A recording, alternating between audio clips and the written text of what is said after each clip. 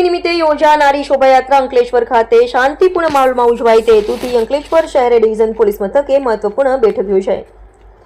અંકલેશ્વર નાયબ પોલીસ અધિક્ષક ડોક્ટર કુશલ ઓઝાની અધ્યક્ષતા હેઠળ યોજાયેલા બેઠકમાં police inspector PG Chavda, Bhajap શહેર પ્રમુખ ધર્મેન્દ્ર પુષ્કણા અને વિવિધ હિન્દુ સંગઠનોના આગેવાનો તેમજ અંકલેશ્વર નગરપાલિકાના ચૂંટાયેલા સભ્યો હાજર રહ્યા હતા। વિશ્વ હિન્દુ પરિષદ અને શ્રી રામ સેના સહિતના સંગઠનો દ્વારા આયોજિત આ શોભાયાત્રા દરમિયાન કોઈ અનિચ્છનીય બનાવ ન બને તેમજ કાયદો વ્યવસ્થા જળવાઈ રહે તે માટે પોલીસે વિશેષ તકેદારી રાખી છે। પોલીસે સર્વ સમાજના આગેવાનોને કોમી એકલાસ જાળી રાખવા તેમજ વાહન વ્યવહારને અસર ન પહોંચે તે રીતનું અંકલેશ્વર શહેરમાં 6 એપ્રિલના રોજ રામનવમીની શોભાયાત્રાનું ભવ્ય આયોજન કરવામાં આવ્યું છે। તો તે અનુસંધાને અંકલેશ્વર એ ડિવિઝન ખાતે આજે શાંતિ સમિતિની મીટિંગ તથા આયોજકો સાથેની મીટિંગનું આયોજન કરવામાં આવ્યું, જેમાં પોલીસની જે વ્યવસ્થા જે છે તે બાબતે ચર્ચા કરવામાં આવી। કાયદો વ્યવસ્થાની સ્થિતિને કઈ રીતે મેન્ટેન કરી શકાય, ટ્રાફિકની પણ સમસ્યા ન થાય તે માટે ચર્ચા કરવામાં આવી।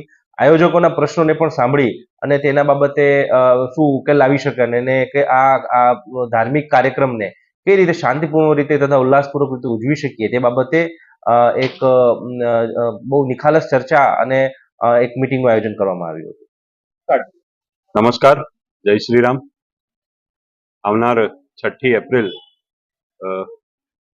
રામનવમી પર્વ આવી રહ્યો છે, તેના ભાગરૂપે આજરોજ અંકલેશ્વર શહેર પોલીસ સ્ટેશન ખાતે શાંતિ સમિતિ બેઠકનું આયોજન થયું હતું। દર વર્ષની જેમ આ વર્ષે પણ જે શોભાયાત્રાઓ નીકળવાની છે કે જેમાં વિશ્વ હિન્દુ પરિષદ આયોજક છે, રામ ગ્રુપ આયોજક છે અને અન્ય નાના નાના ગ્રુપ્સ પણ આમાં જોડાય છે।